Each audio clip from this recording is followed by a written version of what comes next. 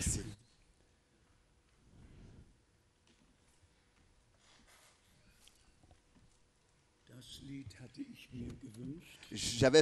J'avais désiré ce cantique et j'espère que tous nous avons bien compris ce cantique. Il s'agit réellement de ce que nous puissions atteindre le but.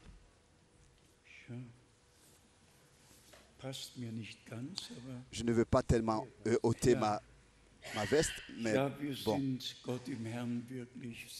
Nous sommes très reconnaissants au Seigneur de ce que dans la liberté, sans être dérangés, nous pouvons nous rassembler pour écouter sa sainte et précieuse parole.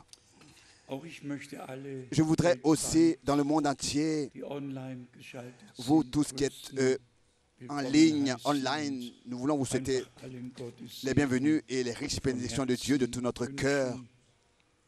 Et nous avons des salutations particulières de cette partie de la Nouvelle-Zélande, du frère Wallström, et aussi de l'Italie, de Bucarest, de l'Inde, de Kapstadt, de Johannesburg, de la République du Congo, du Chili, du Pérou, des États-Unis, du Canada, du Gabon, de Burma et des Philippines. Oui.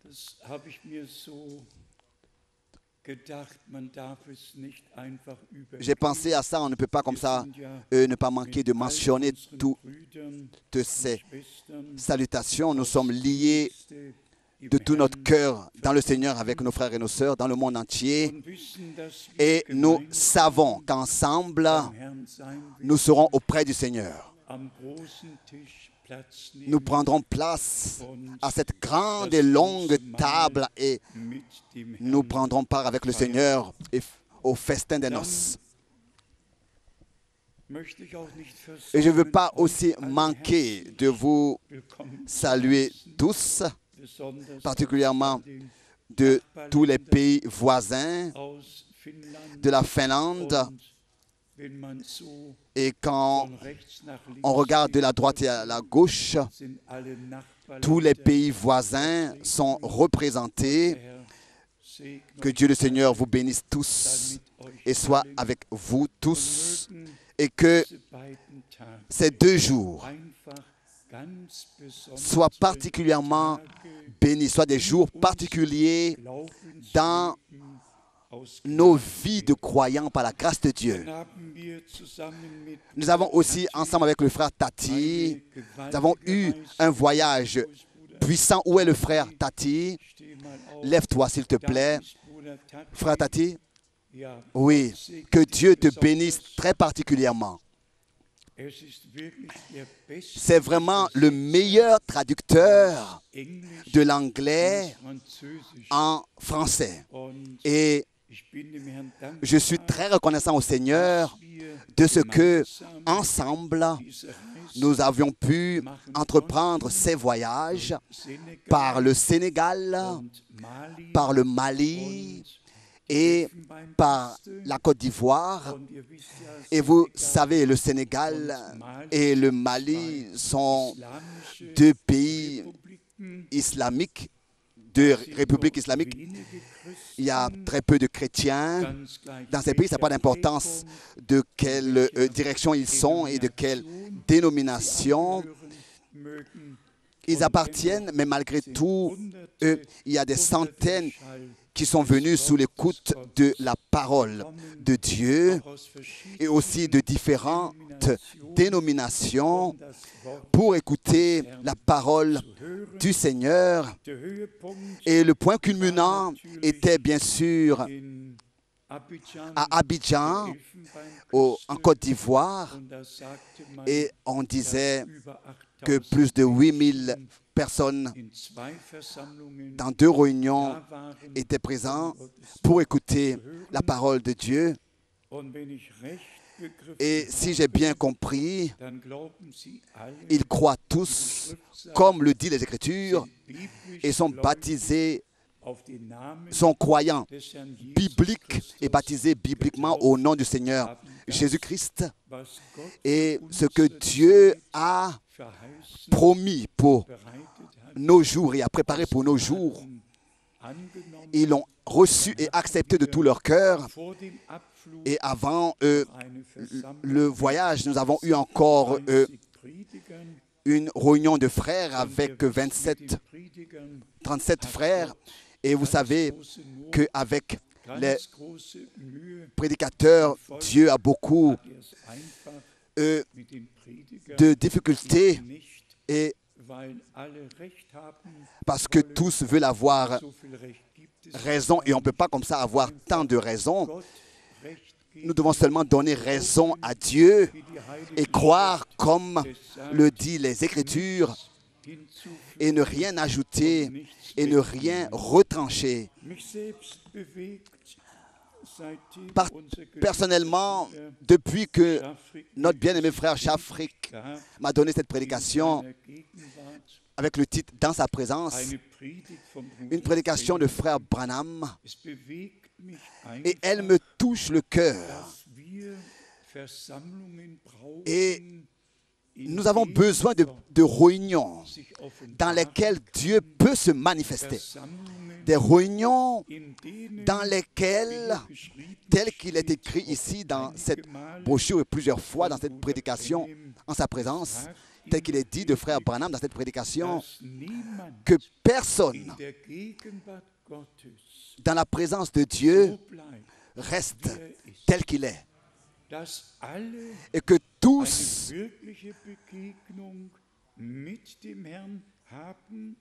peuvent avoir une rencontre personnelle avec le Seigneur.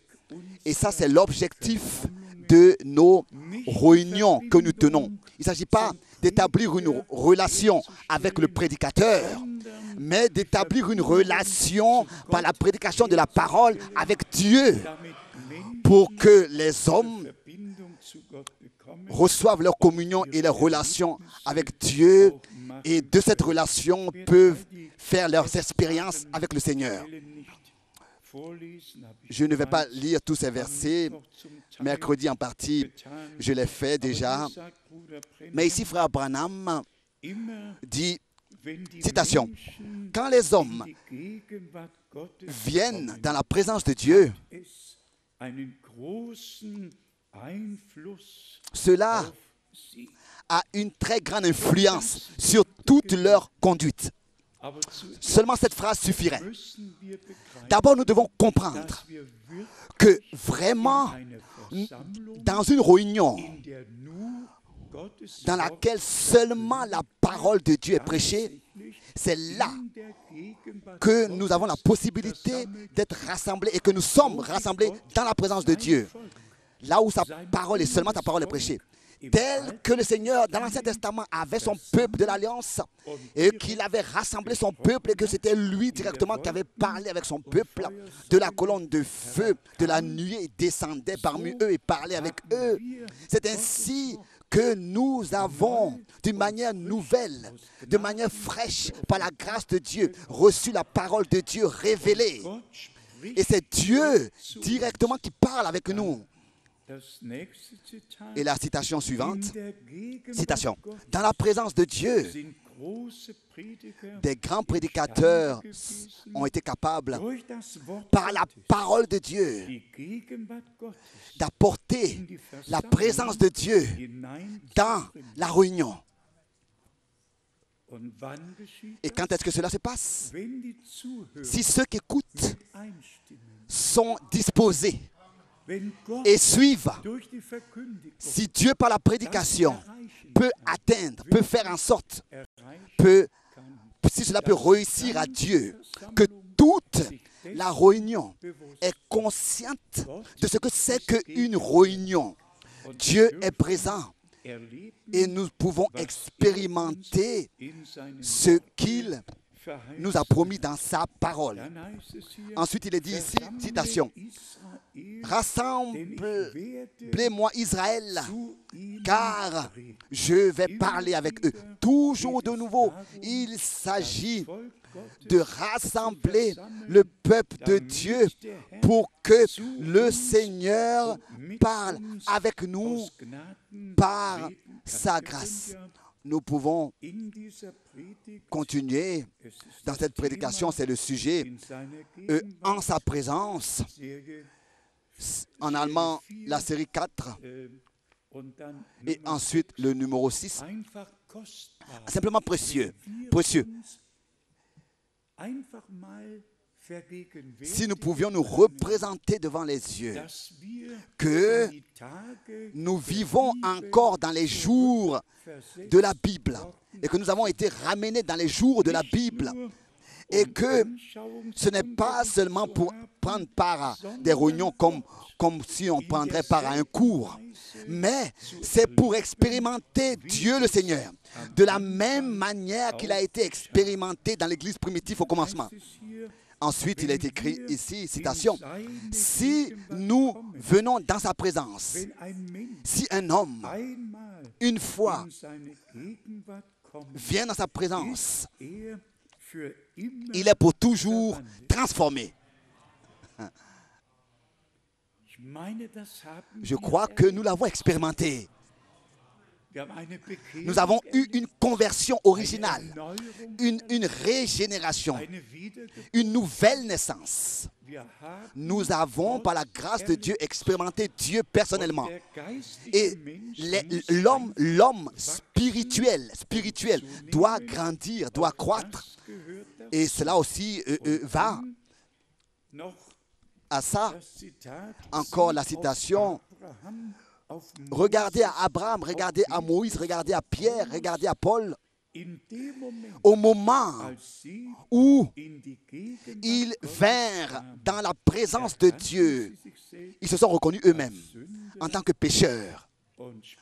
Et plus tard, ils ont scellé de leur vie ce témoignage. Ici, frère Branham fait mention particulièrement à Ésaïe 6, que le prophète voyait la gloire de Dieu, voyait le Seigneur sur son trône, les chérubins à droite et à gauche, et il disait, Saint, Saint, Saint est le Seigneur, est l'Éternel Sébaoth. Et ensuite, oui, l'Éternel des armées, et ensuite, cela a eu lieu. Je suis un homme avec des lèvres impures, et je vis parmi un peuple avec des lèvres impures. Et ensuite, l'ange qui a pris la pince avec le charbon de l'autel a touché les lèvres du prophète et il fut purifié. Et il pouvait maintenant, dans sa bouche, il pouvait ensuite, dans sa bouche, recevoir la parole de Dieu. Après que sa langue fut purifiée, il pouvait recevoir dans sa bouche la parole de Dieu. Et ensuite, il a été demandé, qui est-ce que j'enverrai? Qui veut être mon messager? Et la réponse a été, envoie-moi. Envoie-moi. Mais d'abord, il fallait qu'il soit touché. Et cela dans la présence de Dieu, avec le charbon venant de l'autel. Et ensuite, nous voyons dans Actes des Apôtres, le chapitre 2, c'était un baptême d'esprit et de feu. Et c'est la langue qui fut touchée par le feu de Dieu. Et ainsi, ils ont pu annoncer les faits merveilleux de Dieu. Mais il faut bien remarquer cela, le jour de la Pentecôte, ce n'était pas seulement 11 ou 12 apôtres, mais toute l'Église qui était rassemblée sur la chambre haute, tous, pas seulement quelques frères, là, mais tous furent remplis du Saint-Esprit. Et à tous ont apparu des langues de feu. Et c'est de cette manière que le Seigneur a ainsi pris son Église à son service. À son service, donc dans son ministère. Et il continue ce ministère. Et par exemple, quand nous allons dans 1 Corinthiens 12 et 1 Corinthiens 14, nous retrouvons toujours de nouveau ce mot pour l'édification de l'Église. Pour l'édification de l'Église. Tous les dons, tous les ministères sont toujours pour l'édification de l'Église. Et ensuite, Éphésiens chapitre 4, le verset 11, que Dieu, c'est lui-même qui dans l'Église a établi les différents ministères. Et c'est toujours pour l'édification de son corps, pour que tous soient bénis et préparés. Pour que tous soient bénis. Que cette pensée particulièrement, que la présence de Dieu est nécessaire dans notre vie. C'est une nécessité que nous puissions vivre dans la présence de Dieu. Et dans la présence de Dieu, être sous l'écoute de sa parole dans la réunion. Et que dans sa présence, il puisse écrire dans nos cœurs sa parole. Et que dans sa présence, nous puissions expérimenter les expériences qui sont nécessaires pour notre préparation. Nous avons ces différents sujets bibliques. Il ne s'agit pas seulement de sujets bibliques ou bien d'enseignements. Comme par exemple, il y a quelqu'un qui a écrit cela m'a réussi dans un pays de l'Afrique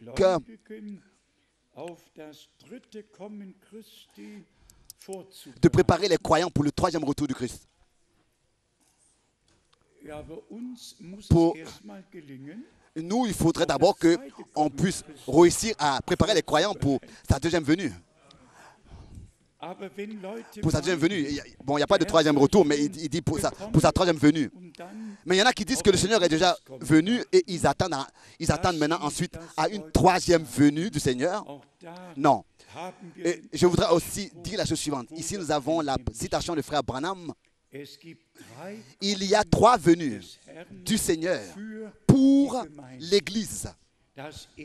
La première, il est venu pour racheter l'Église.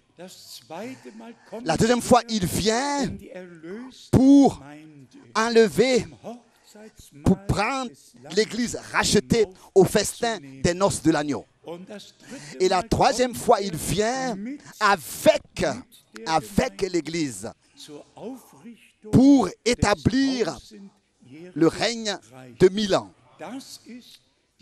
Pour entrer dans son règne de 1000 ans. Ça, c'est l'ordre biblique sur les différentes venues qui sont en direct contexte avec l'Église de Jésus-Christ, notre Seigneur. Avant que nous venions à parler un peu de cela et lire d'autres versets bibliques, j'espère que nous sommes intérieurement vraiment disposés, accordés, préparés pour être bénis de Dieu par sa parole. Et que personne, sans considérer qui nous pourrions être, celui qui est entré dans l'incrédulité, dans le doute, peut repartir croyant et dans la foi. Celui qui est entré lié peut ressortir délivré. Jésus-Christ est le même hier, aujourd'hui et le même dans toute l'éternité. Et si ici, dans ce texte, nous avons lu avec le frère de Matthieu chapitre 12, je lis seulement le verset 20 et le verset 21. Il ne brisera point le roseau cassé et il n'éteindra point le lumignon qui fume, jusqu'à ce qu'il ait fait triompher la justice. Notre Seigneur est le victorieux de Golgotha. Il a accompli une rédemption parfaite. Et ici, le frère Branham, dans cette prédication, a fait une citation bien particulière. Il a dit, en insistant, nous n'avons plus besoin Nous n'avons plus besoin de penser à nos péchés.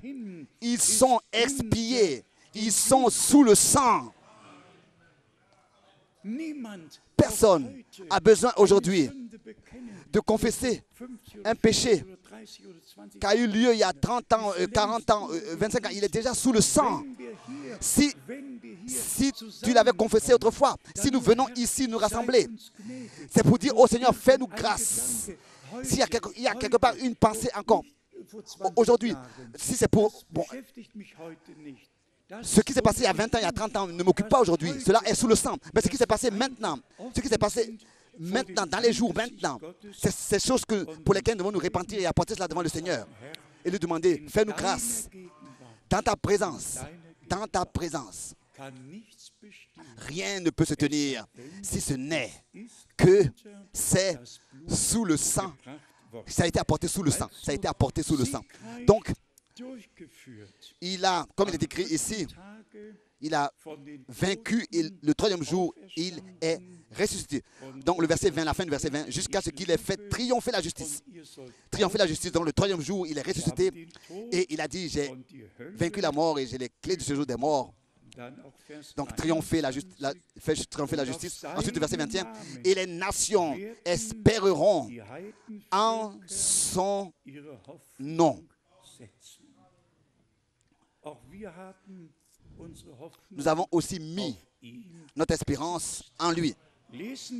Lisons la parole de l'Épître aux Hébreux, le chapitre 2. Non, je veux dire le chapitre 9. Hébreux, chapitre 9. Et ici, nous avons le verset 28 où il est parlé directement de la deuxième venue. Hébreux 9, le verset 28. De même, Christ, qui s'est offert une seule fois pour porter les péchés de beaucoup d'hommes,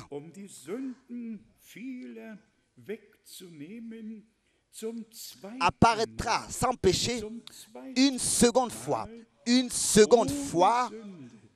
à ceux qui l'attendent pour leur salut.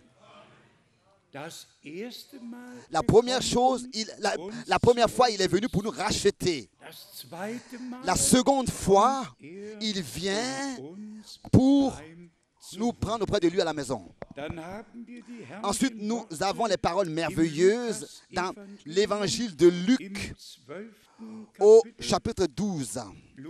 Luc, chapitre 12. Et ici, les versets, disons les versets 35. Luc, chapitre 12, verset 35.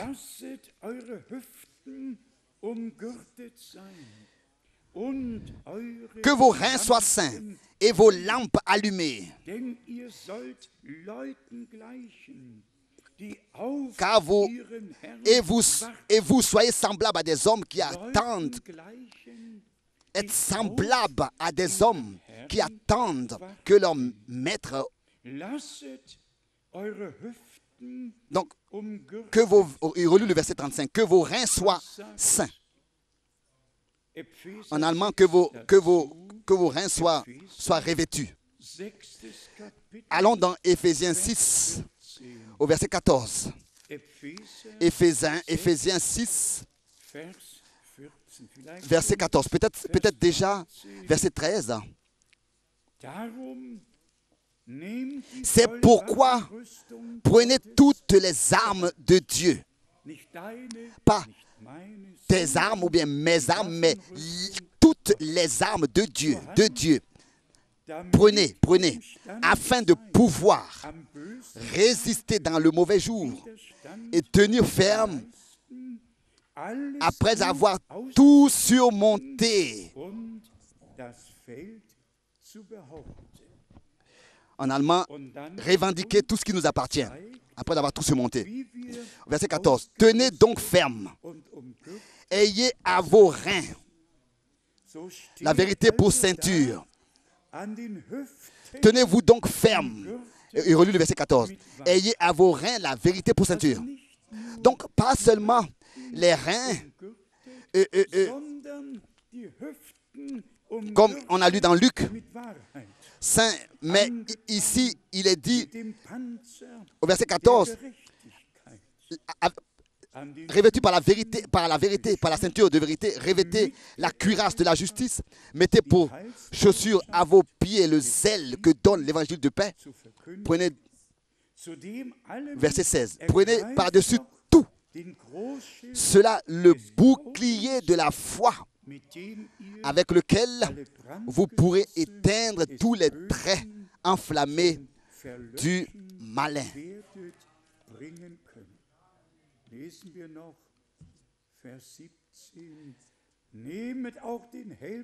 Ensuite, verset 17, prenez aussi le casque du salut et l'épée de l'esprit, qui est la parole de Dieu. Ici, nous avons toute une armure dont nous avons besoin pour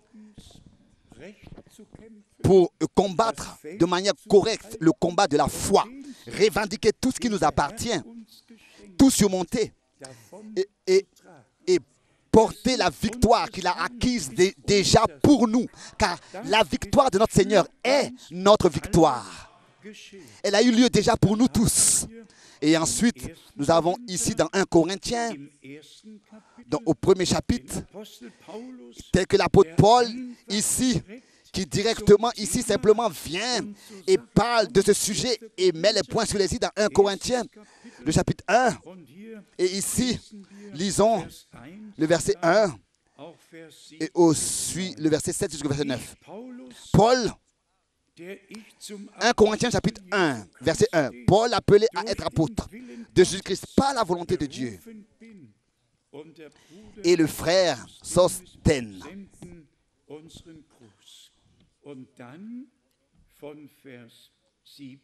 Ensuite, verset 7.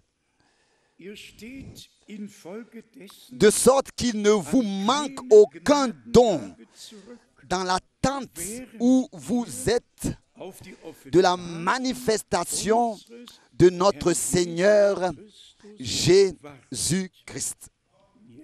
Maintenant, mettons la main sur notre main sur notre cœur. Notre main sur notre cœur. Paul venait d'écrire à l'église des Corinthiens où tous les 9 dons, de l'esprit étaient déjà en action et où le corps du Seigneur était en fonction. Et où aussi il y avait eu une déviation, ça ne manque jamais. L'adversaire ne reste jamais satisfait avec ce que Dieu fait. Non, il doit toujours s'infiltrer et allumer une étincelle entre les deux. Mais le modèle divin de l'Église reste pour toujours dans sa validité. Ensuite, verset 9. Dieu est fidèle, lui qui vous a... Pardon, le verset 8. Il vous affermira aussi jusqu'à la fin. Jusqu'à la fin, jusqu'à ce que vous atteigniez le but. Il vous affermira jusqu'à la fin pour que vous soyez irréprochables au jour de notre Seigneur Jésus-Christ. Irréprochable au jour de notre Seigneur Jésus-Christ. Il faut que cela soit atteint par la prédication, dans la présence de Dieu, parmi le peuple de Dieu, maintenant, par la grâce de Dieu. Que réellement, nous puissions être conduits par la prédication dans la volonté de Dieu et par la grâce de Dieu aussi la mettre en pratique, pouvoir la mettre en pratique. Car qu'est-ce que notre Seigneur dit? Qui sont ceux, qui sont mes frères et qui sont mes sœurs? Tous ceux qui font la volonté de mon Père, ce sont mes frères et ce sont mes sœurs. Tous les autres sont peut-être des frères à moitié, des sœurs à moitié, des demi-frères, des demi-sœurs, je ne sais pas. Mais les frères directs, frères et sœurs, qui sont nés de Dieu, nés de nouveau, consacrés au Seigneur, ça, ce sont ceux qui vivent dans la volonté de Dieu par la grâce de Dieu. Et ce qui concerne le mot frères et sœurs, nous avons dans l'évangile de Jean, j'aurais presque dit le verset le plus beau, avec tant d'expressions dans ce verset, de signification. Jean le chapitre 20, ici dans Jean le chapitre 20, c'est le verset 17, que toujours de nouveau j'aime bien lire. Jean chapitre 20, verset 17.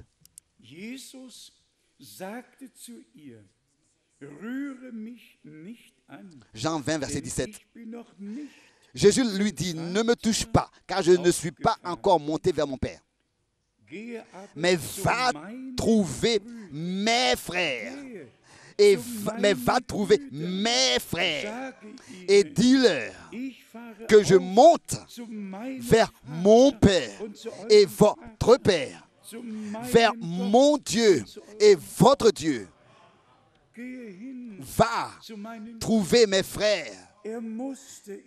Il fallait qu'il soit semblable en toutes choses à ses frères. Cela est à lire dans Hébreux, le chapitre 2.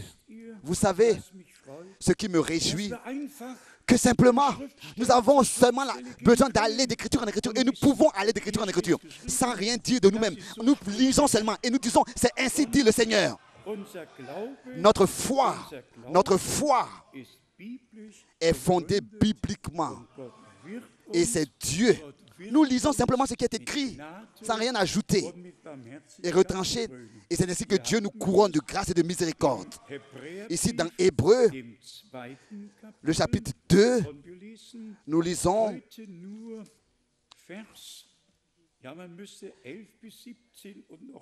du verset 11 jusqu'au verset 17 et encore plus, Hébreux 2. Mais seulement, je veux lire le verset que je veux relever, donc qui se réfère à nous directement, Hébreux. C'est-à-dire qui se réfère à ce que nous représentons à Dieu, à ce que nous sommes aux yeux de Dieu par la grâce de Dieu. C'est-à-dire le verset 11. Verset 11. Car celui qui sanctifie et ceux qui sont sanctifiés sont tous issus d'un seul Père. C'est pourquoi il n'a pas honte de les appeler frères. Alléluia. Et où est-ce qu'il est écrit? Cela est écrit dans le psaume 22, verset 23. J'annoncerai ton nom à mes frères, verset 12, d'Hébreux 2. Je te célébrerai au milieu de l'Église. Repartons avec ce sujet, revenons au sujet, le retour de Jésus-Christ. Et bien aimés frères et sœurs, pas seulement ça, mais aussi ce qui doit se passer avant son retour. Et je viens justement de le dire, l'adversaire va toujours faire en sorte qu'il y ait du désordre, et particulièrement par des faux enseignements et des fausses doctrines, etc. Mais je voudrais justement lire cela de Romains, le chapitre 16. Dans Romains, le chapitre 16, ici, justement, ce verset important dans Romains 16, versets 17 et 18. Ici, nous lisons Romains, chapitre 16, verset 17 et verset 18. Je vous exhorte, frères, à prendre garde à ceux qui causent des divisions et des scandales au préjudice de l'enseignement, que vous avez, ou bien en allemand, dans lequel vous avez été enseigné. Donc, au préjudice d'enseignement que vous avez reçu. Éloignez-vous d'eux. Verset 18. Car de tels hommes ne servent point, ne servent point Christ, notre Seigneur, mais leur propre ventre. Et par des paroles douces et flatteuses, ils séduisent les cœurs des simples. Et cela n'a pas le droit d'être. Dieu, lui, il veille sur sa parole. Il veille sur nous. Et je voudrais de vous, ce soir, savoir, est-ce que vous êtes tous affermis dans l'enseignement biblique? Est-ce que Dieu nous a donné ce fondement divin? Est-ce qu'il a pu nous révéler ce fondement divin sur lequel nous sommes fondés? Et que tout, et encore une fois, tout soit ordonné de manière biblique. Ici, il y a deux paroles au verset 17. Et division et scandale. Nous voulons voir ce que c'est que des scandales et ce que les Saintes Écritures disent là-dessus. Matthieu 18, verset 7. Matthieu 18, verset 7. Matthieu 18, verset 7. Malheur au monde à cause des scandales, car il est nécessaire qu'il arrive des séductions. Mais malheur à l'homme par qui le scandale arrive. Ici, les scandales avec les séductions sont mis ensemble. Les scandales avec les séductions. Les scandales doivent venir et ensuite, il dit, car il est nécessaire qu'il arrive des séductions, mais malheur à l'homme par qui le scandale arrive. Ici, nous avons un point très important et je voudrais aujourd'hui simplement l'élever. Qu'est-ce qui s'est passé dans Genèse chapitre 2 et qu'est-ce qui s'est passé dans Genèse chapitre 3? Dans Genèse chapitre 2, Dieu, dans toute la clarté, avait parlé. Il avait donné des ordres. Il avait dit exactement ce qui devait être fait et ce qui ne devait pas être fait. Tout était donné de manière ordonnée. Dans Genèse 2, comment est-ce que la séduction vint? Comment est-ce que vint le scandale? Dans Genèse 3, comment vint le péché? Comment vint la chute? Pas comme ça de l'air, comme ça, pas des arguments, mais c'est en prenant ce que Dieu avait dit. Ce que Dieu avait dit a été utilisé pour séduire et pour mentir et tromper et pour causer ainsi la chute. Le mensonge et la tromperie, aujourd'hui encore, l'adversaire ne pourra pas séduire sans les Écritures, sans la parole de Dieu. Il doit venir avec la parole, avec le message, avec les Écritures. Il doit la tordre, il doit la remettre en question, il doit donner des arguments et des explications. Mais il doit toujours utiliser la parole, les Écritures, pour pouvoir séduire et pour pouvoir expliquer aux gens que cela vient de Dieu. Repartons à Genèse. Faisons l'homme. Jusqu'aujourd'hui encore, l'adversaire a tordu la tête de tous les théologiens. Directement avec ce mot-là, faisons, au pluriel, faisons l'homme. Alors ils ont simplement dit oui, l'adversaire leur a simplement donné son interprétation et a dit oui, voilà, vous voyez, faisons, ça veut dire qu'il y a eu 3 personnes de la divinité. Donc il y a 3 personnes de la divinité de Dieu. Et d'un seul verset, que l'adversaire leur a tordu le sens et leur a donné son explication. C'est de ce verset qu'ils ont inventé et bâti la Trinité. Celui qui continue à lire les Écritures sait, n'est-ce pas, à qui est-ce que Dieu le Seigneur avait parlé en disant « faisons l'homme ». Tout le ciel était présent alors que Dieu créait la terre, c'est écrit encore dans Job, le chapitre 38, toute l'armée du ciel. Et celui qui continue encore à lire dans Genèse, je voudrais simplement relever ce point. La tromperie est faite avec la parole. La tromperie est la plus grande. Là où l'adversaire utilise un verset biblique et tord le sens et donne son explication et son interprétation. Et c'est ainsi qu'aujourd'hui encore, il conduit les gens à la chute. Vous pouvez continuer à lire.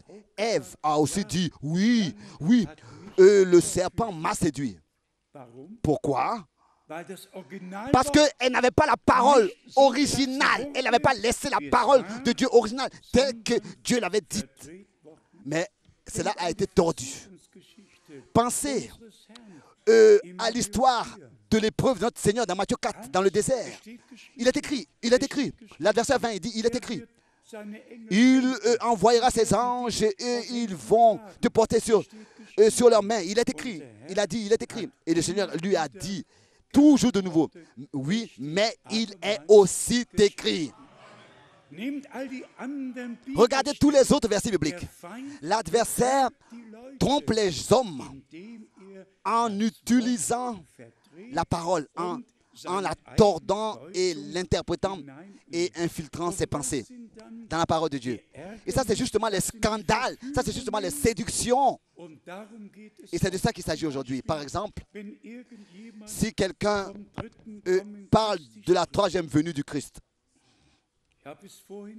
je l'ai dit tout à l'heure déjà, où reste la préparation pour la deuxième venue du Christ? Ouais. Ils sont en train de parler de la préparation pour la troisième venue. Laissez-moi lire quelques versets bibliques. Nous avons eu déjà à parler de cela, c'est vrai, et toujours de nouveau. Nous avons comparé cela avec les Écritures pour montrer ce qui va vraiment se passer. Les premiers sont dans l'Épître aux Romains, le chapitre 8. Romains, le chapitre 8. Ici, nous avons les versets 19, oui, à partir du verset 19, Romains 8 à partir du verset 19 et ensuite le verset 21. Donc, Romains 8, le verset 19. Aussi la création attend-elle avec un ardent désir la révélation des fils de Dieu. Ensuite, le verset 21.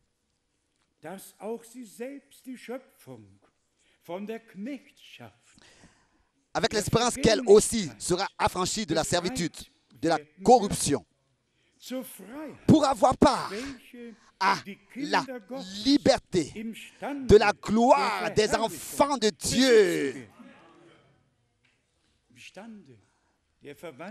Pour avoir part à la liberté de la gloire des enfants de Dieu. Ensuite, le verset 23. Et ce n'est pas elle seulement, mais nous aussi, qui avons les prémices de l'Esprit, nous soupirons en nous-mêmes, en attendant l'adoption, la rédemption de notre corps. Ça, c'est l'achèvement, la perfection, l'achèvement des rachetés, notre transformation. Encore à ce sujet,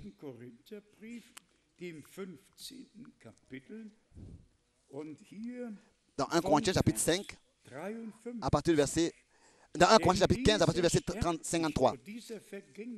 1 Corinthiens chapitre 15, verset 53. Car il faut que ce corps corruptible revête l'incorruptibilité et que ce corps mortel revête l'immortalité. 1 Corinthiens 15, verset 53. Cela va ensemble lors du retour de Jésus-Christ. Ensuite, le verset 54. Lorsque ce corps corruptible aura revêtu l'incorruptibilité et que ce corps mortel aura revêtu l'immortalité, alors s'accomplira la parole qui est écrite. La mort a été engloutie dans la victoire. Ô mort, où est ta victoire?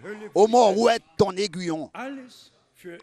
Tout pour toujours passé, fini, et la victoire de Dieu est manifestée, a été manifestée. Ensuite, le dernier dimanche à Zurich, nous avons eu la parole, nous avons considéré cette parole de Lévitique. Et je voudrais aujourd'hui, rapidement, encore une fois, revenir là-dessus. Et je voudrais de Lévitique, le chapitre 8, d'abord lire, avant d'aller au chapitre 14. Lévitique, chapitre 8. Ça a été notre sujet à Zurich. Ici, à partir du verset 6, il s'agit de la tente d'assignation de notre Seigneur et de ce que les sacrificateurs devaient faire et doivent faire avant d'effectuer le ministère du Seigneur, le service du Seigneur, avant de pouvoir effectuer le ministère du Seigneur. Au verset 8, lisons, il est parlé de l'Urim, de Tumim et du pectoral. Au verset 7, et cela continue, il y a des ordres qui ont été donnés. Dans Lévitique chapitre 8, verset 7, ensuite au verset 10, Moïse prit l'huile d'onction. Il oignit le sanctuaire et toutes les choses qui y étaient et le sanctifia.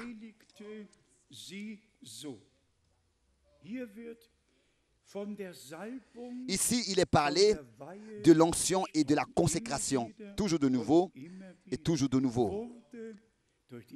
C'est par l'onction et avec l'huile que la consécration a été faite. Sur l'autel, sur tous les ustensiles, c'était par l'huile qui fut mise au service de l'Éternel.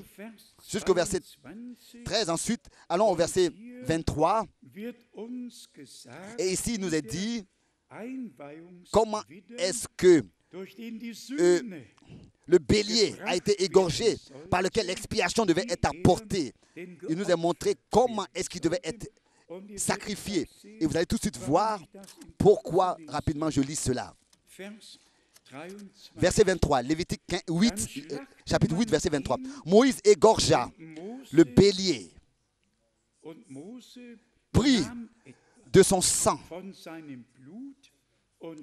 et en mit sur le lobe de l'oreille droite d'Aaron, sur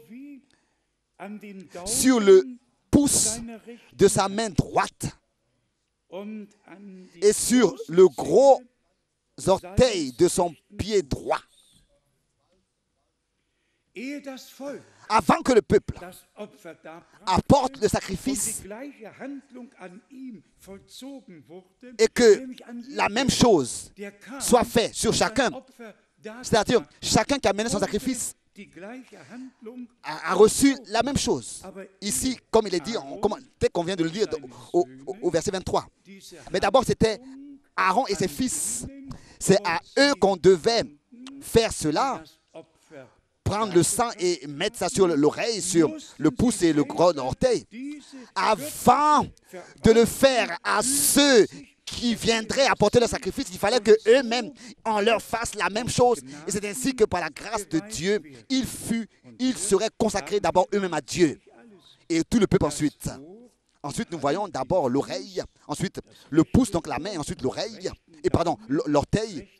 Donc, toujours la droite, oreille, main et pied, pour montrer que celui qui effectue dans le sanctuaire le service de l'Éternel, il fallait que cette expiation d'abord soit commise sur lui.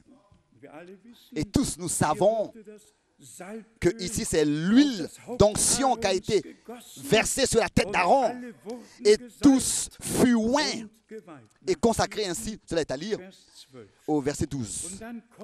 Et ensuite nous venons à la parole, donc Lévitique 8, verset 12. Ensuite nous venons à la parole que nous avons considérée à Zurich. Maintenant dans Lévitique, ensuite chapitre 14, vous savez, il y avait les différents sacrifices. Les différents sacrifices. Il y avait les différents sacrifices avec leurs différents noms. Il y avait tous ces différents sacrifices qui étaient faits pour chaque domaine de notre vie. Tout devait être inclus.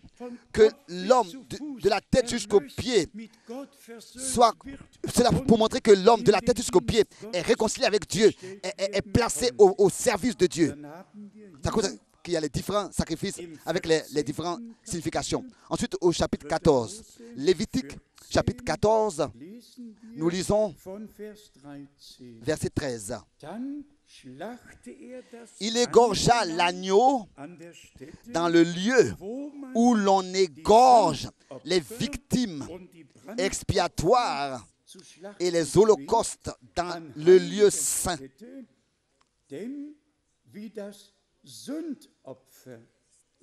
Car dans le sacrifice de culpabilité, comme dans le sacrifice d'expiation, la victime est pour le sacrificateur. C'est une chose très sainte.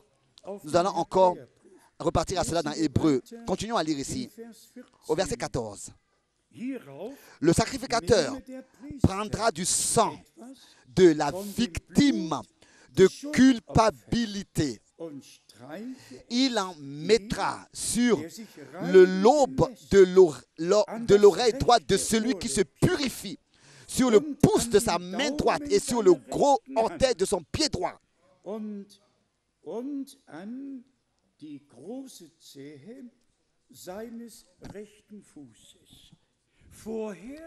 Tout à l'heure, cela devait être fait sur Aaron lui-même, l'homme que Dieu avait déterminé à être le premier souverain sacrificateur. Il fallait que ce sacrifice, cette victime de culpabilité soit faite sur lui. Cette expiation soit faite sur lui. Ensuite, tous devaient apporter ensuite leur sacrifice. Et de la même manière, comme cela a été fait aux sacrificateurs, eux aussi, il fallait qu'on prenne le sang et qu'on mette sur leurs oreilles, sur leurs pieds et sur leurs mains. Donc, sous l'expiation, il fallait que l'homme soit consacré entièrement à Dieu. Je ne sais pas si vous comprenez cela. Ici, il ne s'agit pas seulement d'une expiation, mais celui dont les péchés sont expiés est consacré entièrement à Dieu. Est-ce que vous comprenez ce que le Seigneur veut nous dire par cela? Soyons sincères. Si nous ne venons pas sous le sang du sacrifice et que nous n'apportons pas tout sous le sang de l'agneau, c'est-à-dire que nos oreilles, nos mains et nos pieds, donc quoi?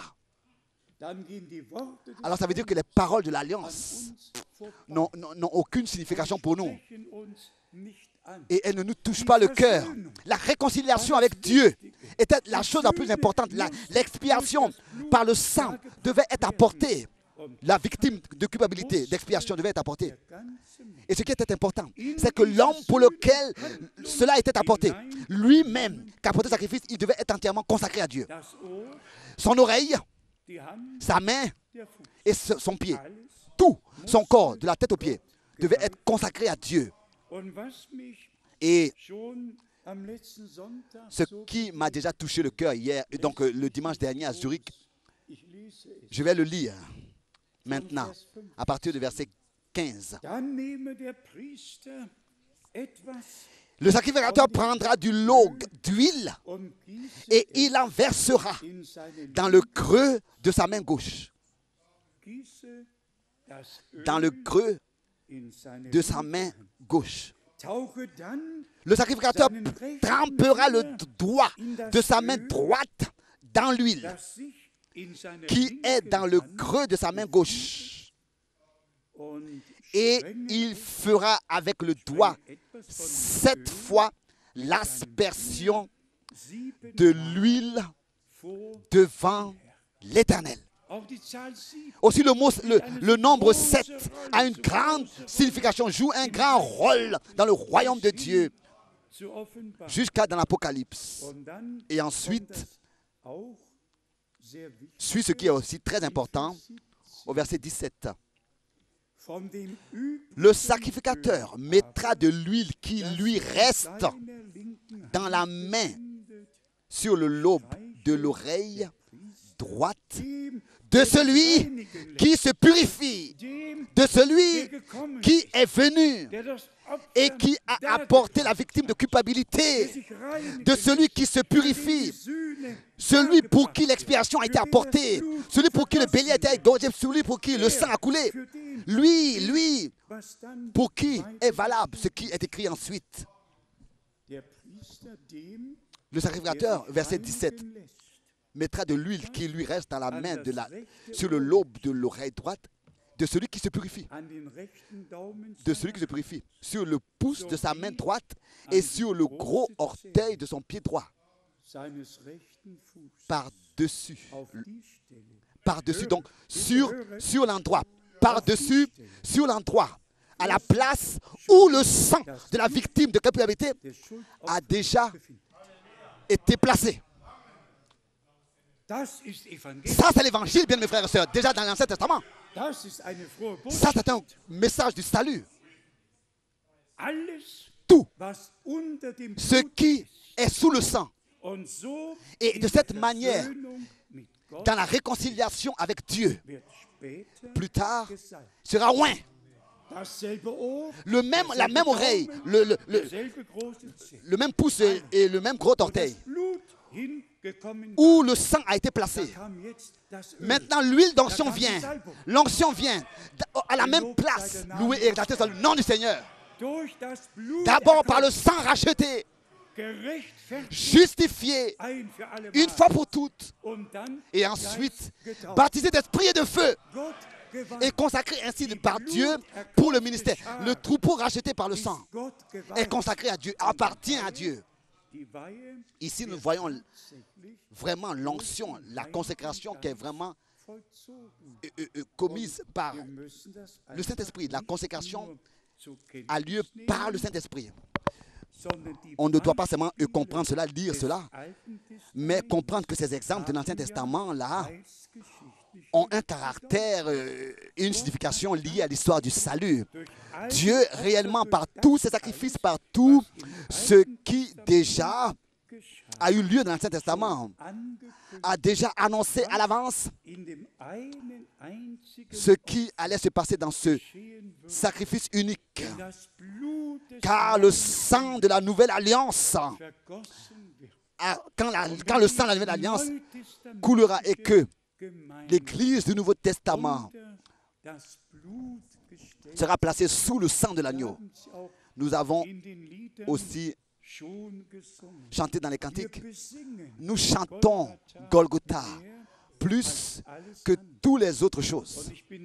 Et je suis reconnaissant à Dieu pour cela, de ce que le centre, le noyau, le centre de notre prédication, c'est Golgotha. Mais de la même manière, nous devons aussi repartir au commencement et dire les deux choses ont eu lieu.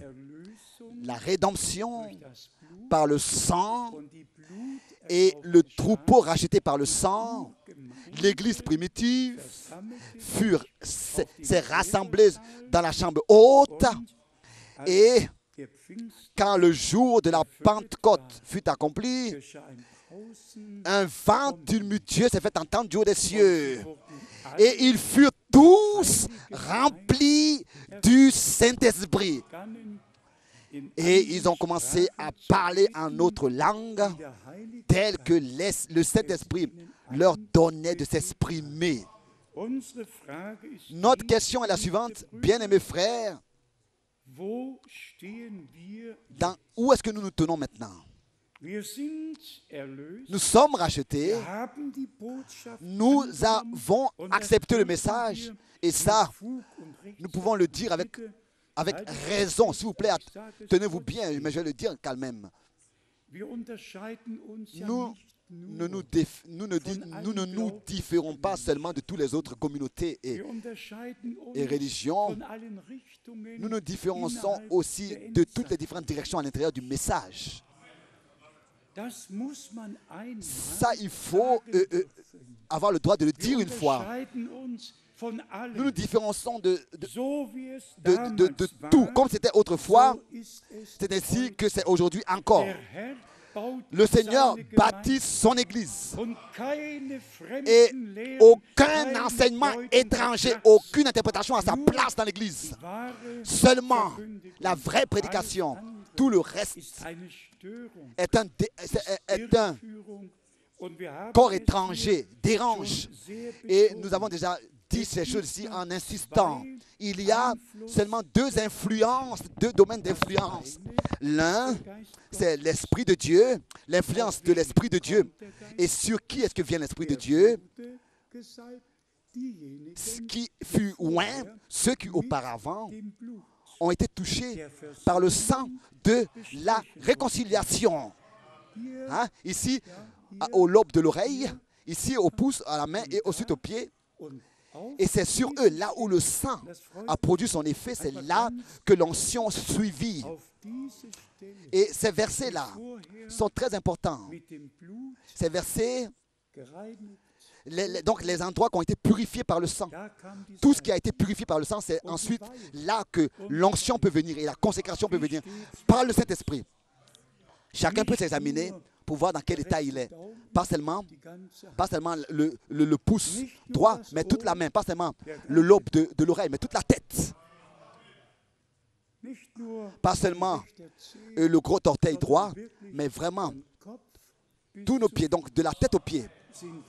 Nous sommes, par la grâce de Dieu, rachetés. Et le sang de la nouvelle alliance parle pour nous. S'il vous plaît, acceptez cela. S'il vous plaît, acceptez cela. Remerciez Dieu pour la réconciliation, pour le pardon qu'il nous a accordé. Et nous voulons réellement,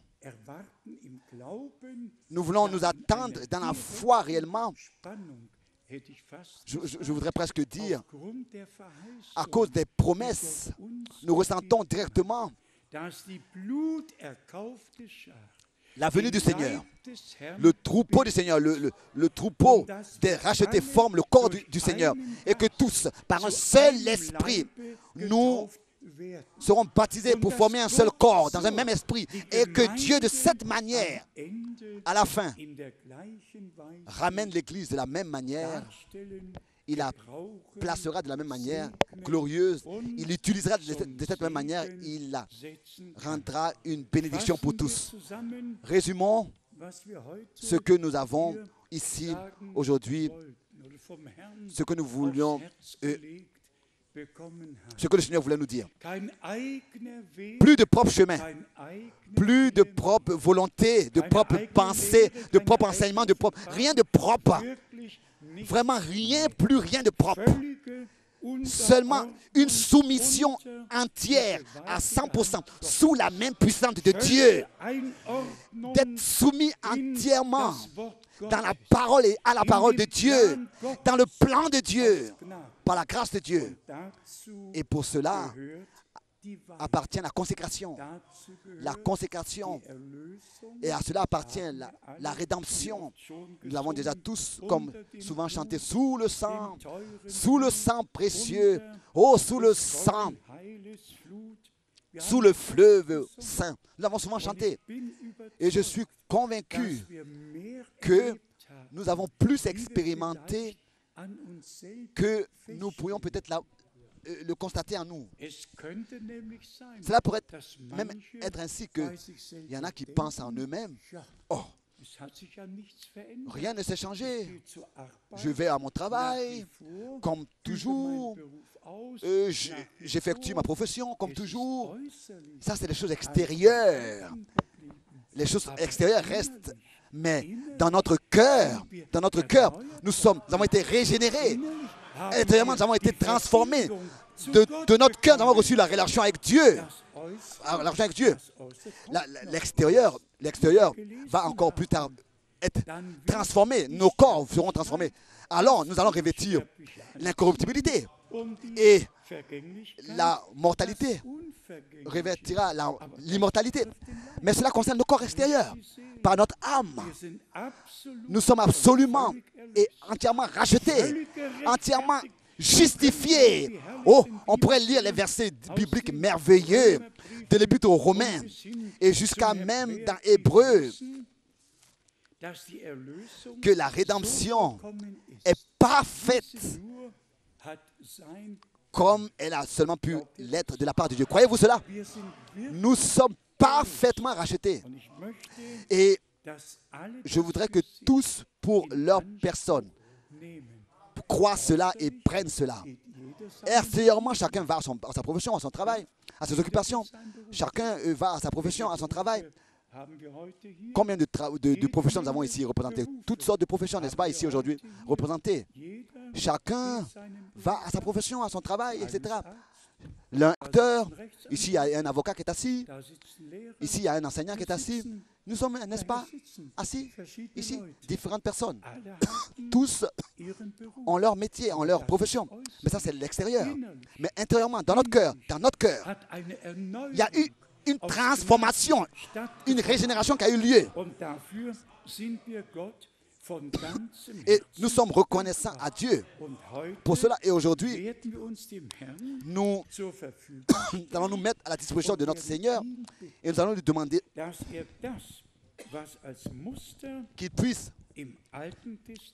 par ces modèles de l'Ancien Testament, qu'on trouvait dans le Nouveau Testament leur accomplissement, qu'il puisse personnellement nous les laisser expérimenter. Pensons à notre Seigneur, il était le oint. Et nous sommes les oints. Lui, le Fils de Dieu. Nous, fils et filles de Dieu. La rédemption est parfaite. Et ça, dans la foi, nous l'acceptons. Et nous sommes reconnaissants à Dieu pour cela.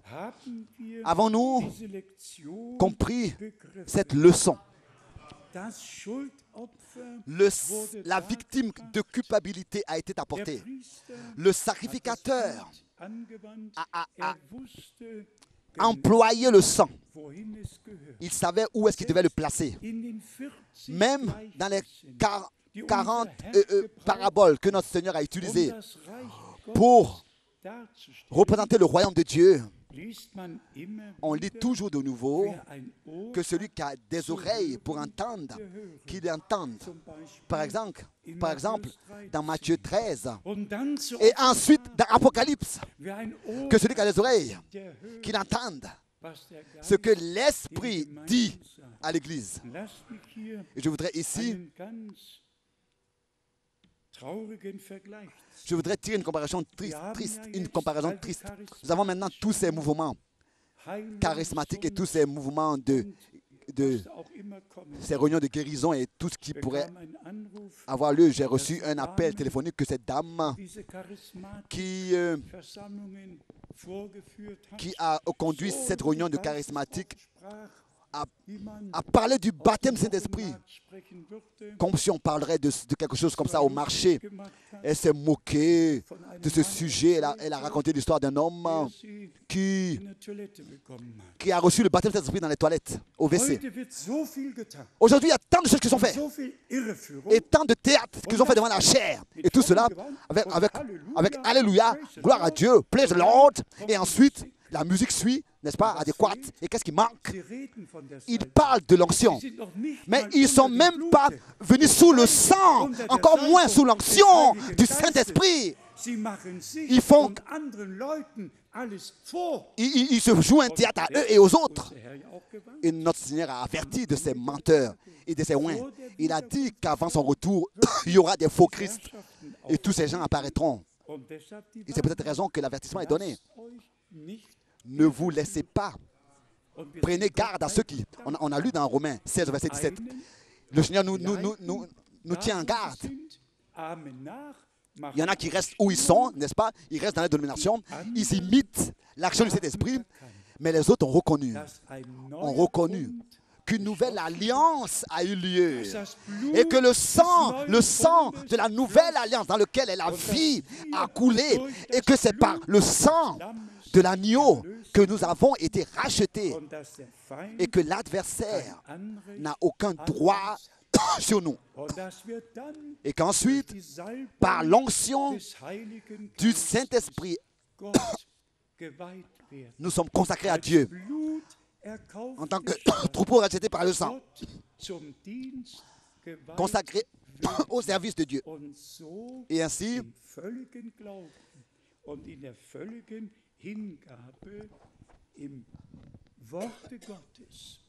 dans la consécration totale, nous voulons nous approfondir dans ces choses jusqu'à que nous expérimentons les dernières choses que le Seigneur a données par sa grâce à l'Église.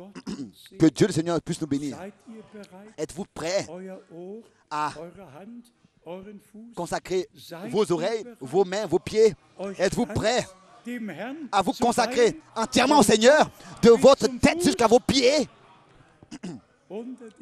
Sous le sang, le précieux sang, il y a de la puissance dans le sang, puissance dans le sang. À lui, le Dieu Tout-Puissant, soit l'honneur. Et ça, je voulais tout à l'heure le dire. Il y a une différence entre nous et tous les autres. Et ça, c'est Dieu qui a voulu les choses ainsi. Pour que nous puissions avoir le respect devant sa parole. Pour que le respect pour sa parole soit mis dans notre cœur. Nous avons compris que Dieu fait toutes choses seulement en accord parfait avec sa parole. Et que l'Église épouse n'est pas un produit de mélange, mais elle est une épouse parole pure. Et que c'est ainsi que dans la foi parfaite, dans la plénitude de la foi, nous avons la grâce d'aller de l'avant et ainsi expérimenter tout ce que Dieu a promis. Dieu est fidèle et il achèvera glorieusement son œuvre pour le jour glorieux de Jésus-Christ. Tel que nous l'avons lu, il achèvera. Et cela en toi et en moi, en nous tous. Oh, combien acceptent la pleine rédemption par le sang de l'agneau. Dites Amen. Dites Amen. Amen, Amen, Amen. Combien veulent expérimenter Dieu et être consacrés à Dieu? Entièrement de votre tête jusqu'à vos pieds. Entièrement consacrés à Dieu. Nous voulons alors nous lever. Nous voulons alors nous lever. Et ensemble, remercier notre Dieu le Seigneur. Aussi pour l'Ancien Testament. Pour tous les exemples qui ont un caractère lié à l'histoire du salut et qui nous ont été ainsi transmis, nous en sommes pour cela très reconnaissants. Nous disons Amen à cela. Nous disons aussi Amen là où le Seigneur est présent. Là, il se manifeste. Là, il sauve. Là, il guérit. Là, il délivre. Et là, il est accepté dans la foi ce qu'il nous a préparé. S'il vous plaît, acceptez cela pour toujours. Pour toujours.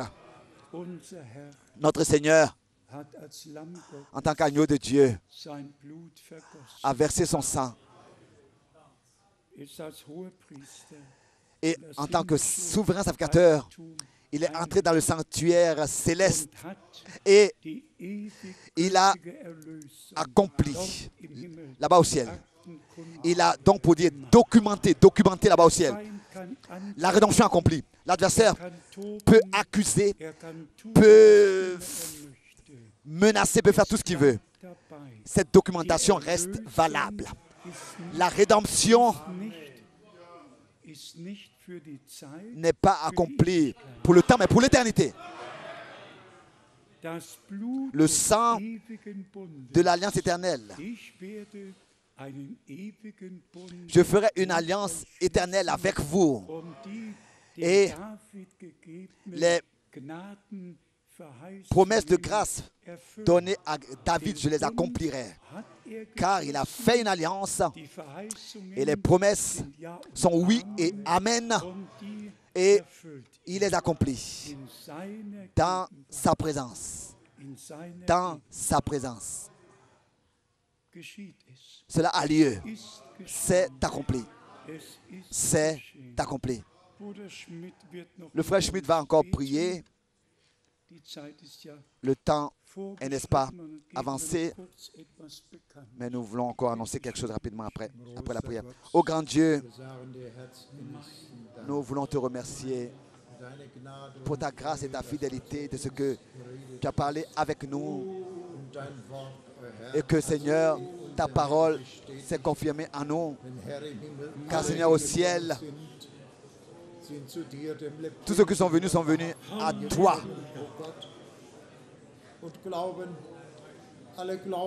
Et tous croient que tu es encore le même. Et que encore tu fais aujourd'hui. Et que ce que tu as fait autrefois. Et que tu guéris, tu sauves. Tu délivres et tu bénis. Seigneur, nous te remercions. Et nous te demandons, Seigneur Jésus, demeure parmi nous dans notre vie, avec chacun individuellement, ô Dieu. Avec chacun qui s'est consacré à toi pour l'honneur de ton nom. Amen. Alléluia. Amen.